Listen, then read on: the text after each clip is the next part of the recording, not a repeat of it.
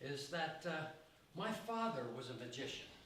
Growing up with a father who was a magician meant that magic could happen at any given moment. Sometimes, when I was Ethan's age, how old are you, Ethan? 7. 7? I was also 7. When I was your age, many times when I was your age, reaching for a shoelace, I could end up holding one of my dad's magic canes. In our house, we learned at a very, very young age that Kleenex, paper towels, tissue paper, ordinary everyday objects could instantly transform into something magical.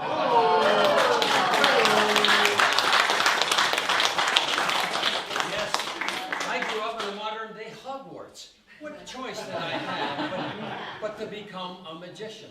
And one of the advantages of being a magician, as Farron has mentioned, we meet all kinds of friends. Most of them magicians, but friends all over the world. Matter of fact, there's 3 magicians sitting in the audience beside you right now, good friends of ours. And I'd now like to bring out some friends of mine that I've been hanging out with for almost over 60 years, 62, 63 years. I never leave home without them. I keep them in this cute little box.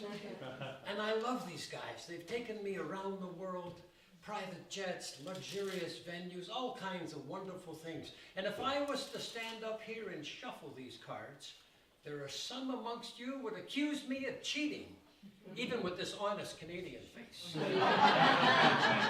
So here, I'll get a few cards shuffled. Would you help? Sonny, right? Yeah. Yeah, you shuffle those cards, and I think it was Dan. You want to help? And let's get somebody over here. Maybe not. What was your name? Sarah. Sarah? Oh, I have a daughter named Sarah. And let's get one back here. Would you shuffle these? That's a great sweater. All right, shuffle those cards, mix them all up. You don't have to do any special shuffles, overhand, underhand. Just mix them all up. And when you're done, I'll come over here. Sarah, are yours good and mixed? Here, Dan, take these 2. And take these and mix all 3 of those packets together. Just as best you can. You a card player, Dan? No, you're handling those cards pretty good. Card loser. All right, we're having a game later. Dan, you're invited. All right, I think you've shuffled those a great deal. And your first name? Zoya. Goya? Zoya. Zoya. Put the cards right there. Whoops, okay. Now, Goya, do you want to help? Zoya. Do you know the cards? Do you know the suits? Yes. Clubs, hearts, spades, and diamonds. Would you give me a hand up here? Yeah. Sure, give her a big round of applause.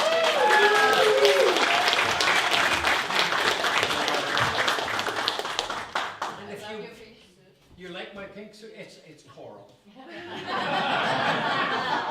right, take the cards, and if you would, I'm going to look away. Count 10 cards into my hand off the top. We'll all count with you. 1, 2, 3, 4, 5, 6, 7, 8, 9, 10.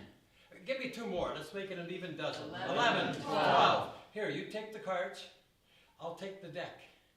And would you do me a favor? Stand behind the case.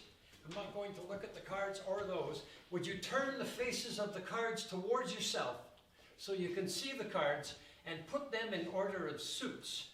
You don't have to put them in numerical order. Just put all the clubs, all the hearts, all the spades, and all the diamonds while I share a quick little story.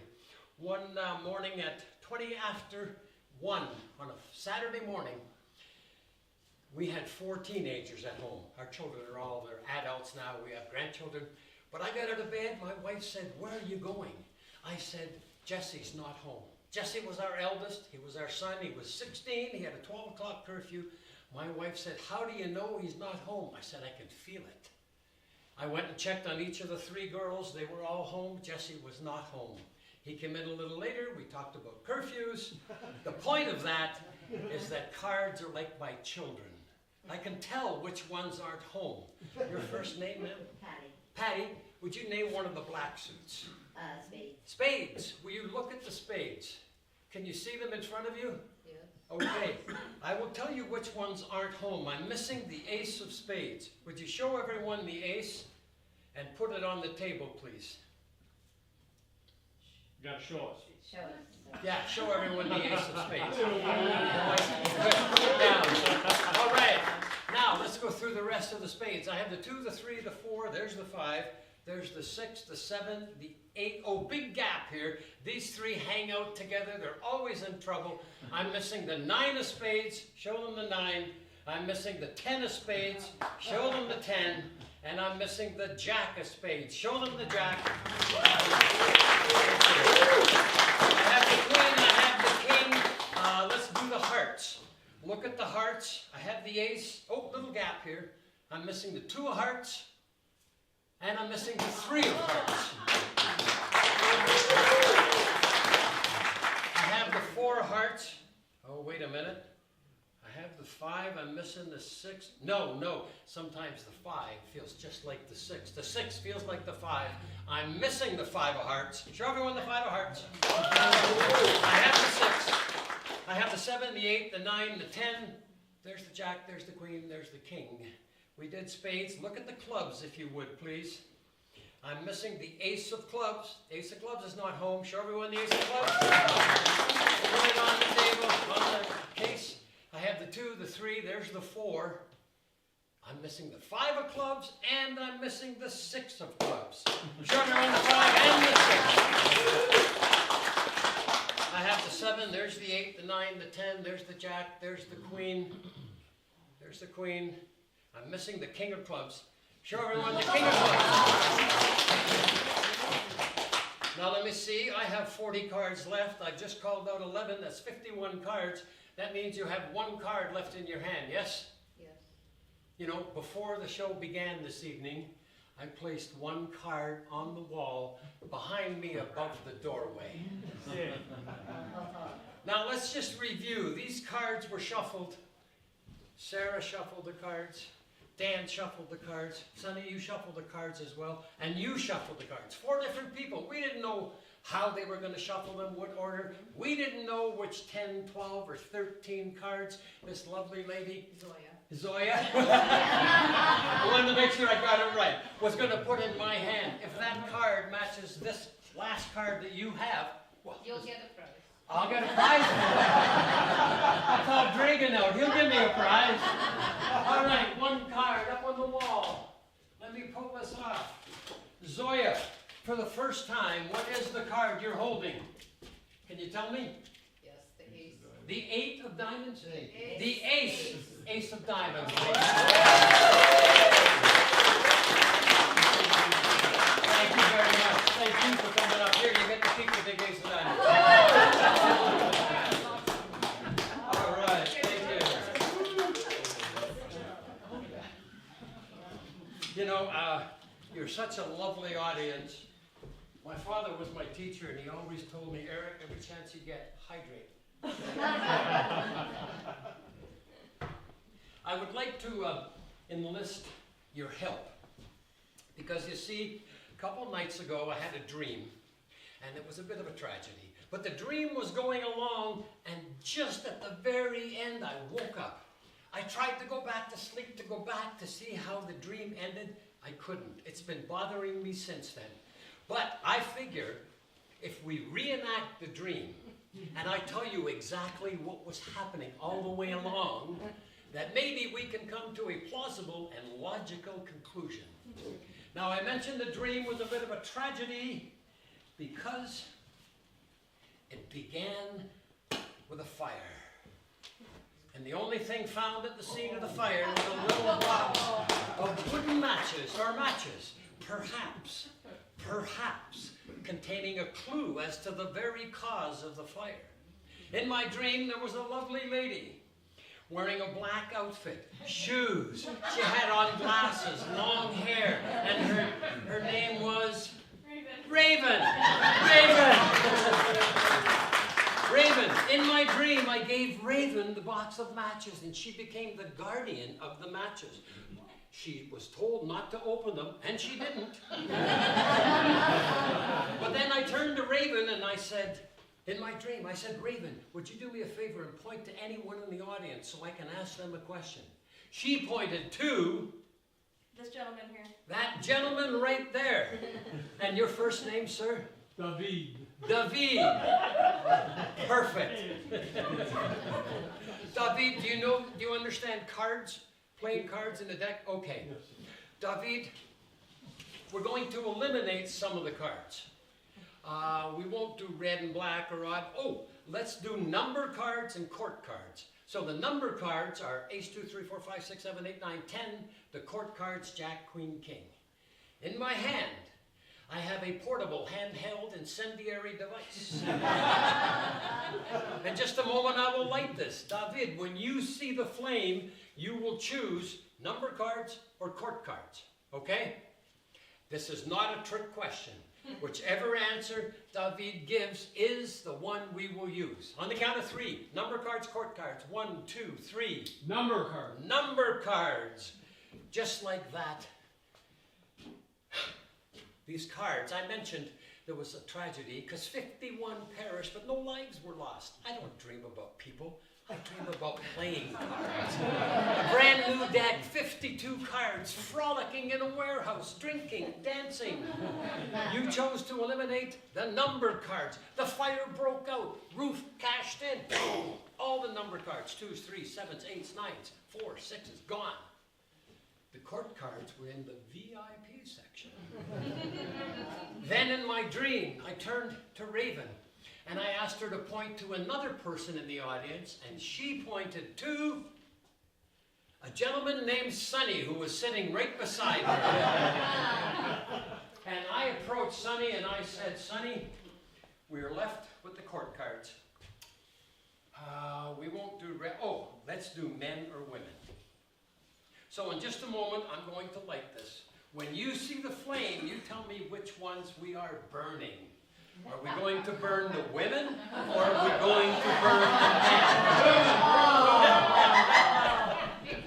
All right, here we go, Sonny. Be careful. Be careful. All right, Sonny, on the count of 3, do we burn the men, do we burn the women? 1, 2, 3. The women. You sick puppy.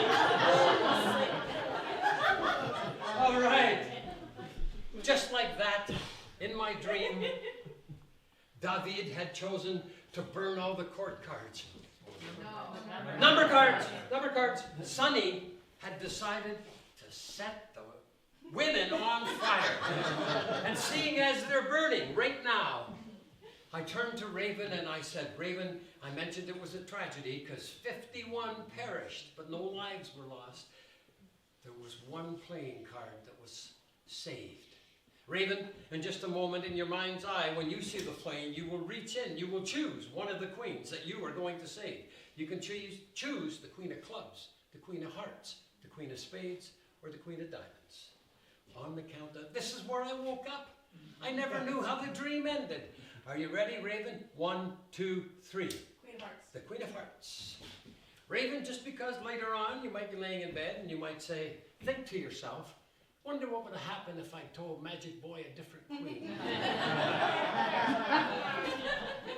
I'm going to give you a chance to change your mind. You don't have to, but you get one chance to change your mind. You've chosen the Queen of Hearts. You can change your mind. You can pick the Queen of Clubs, Spades, or Diamonds, or stick with the Queen of Hearts. On the count of 3. 1, 2, 3. Queen of Spades. Queen of Spades. Just like that. Raven, you've been holding on to the box of matches since before this began, since before David decided to burn all the number cards, since before Sonny decided to torch the ladies. Would you do me a favor? Open that box and pour the contents. It's upside down, I think. Yeah, there you go. And pour it into my hand, if you would, please. And I'll take the box. Thank you. And can you tell me what's inside? Another card. One playing card, still smoldering, perhaps protected by this blue anodized paperclip. One queen. You could have chosen to save the Queen of Hearts. Well, you did. And then you changed your mind and you decided to save the Queen of Spades.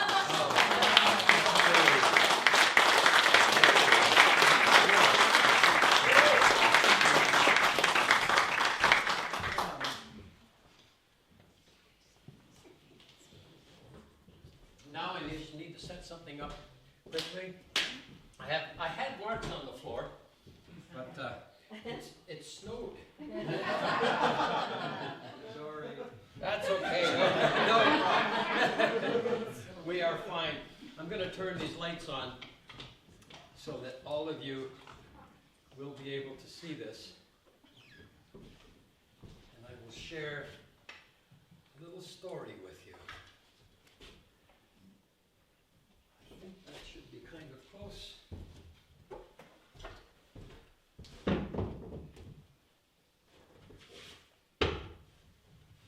We're almost there, ladies and gentlemen. Thank you for your patience. There we go. I think that'll work. Maestro Fay, may I have some storytelling music, please? You know, I'm sure everyone in this room at one time or another has had a plan or a dream on how their life would unfold. But inevitably, something happens unexpectedly, and we get blindsided, and our life turns into a turmoil. For me, my first major setback in life was when my first wife left me. I was 11 years old. Next year for you, buddy. Oh no, 4 years. You see, I was in grade 5 when I was 11. I was madly in love with a girl in my class. Her name was Denise. Denise and I were going to get married. We were going to have children. We were going to raise a family. And I was going to support her as a magician, just like my father was doing. Denise didn't know this because I was way too shy to approach her and tell her my plans. And one Monday morning, after the Christmas holiday, we came back to school and the teacher gave us news that broke my heart. Denise and her family had moved to Hearst, way up in northern Ontario, hundreds and hundreds of miles away, and I never saw her again. My wife left me and didn't even know she was going to be my life. My wife. Now that's a light-hearted setback compared to the many setbacks that we have all experienced in our lives. But, you know, we all have these plans that our lives will go from point A to point B. Smooth, simple, uninterrupted, with no challenges. But inevitably, life throws a curve at us. And it could be something that starts off like a break in a relationship. For some of us, it was a job that we always wanted and we worked hard to get, and one day that job was gone. We've all had friendships, platonic friendships, romantic friendships that were fractured. And there comes a point in our lives where we start to feel that we are at wit's end. We have nothing left. Sometimes we feel completely broken. But you know, we realize that when life breaks us, our life is not in pieces because we learn from life lessons. We surround ourselves with people that love us, and we love the people in our circles. And with our friendship and hope and perseverance, we figure out and we try to hang in there. And you know, the part is, it's not the smooth path of our life that defines us. It's how we put all of those little pieces back together again. And we emerge stronger than we ever were, and we realize our life is actually unfolding exactly as it should, and we're all the better for it. And every one of us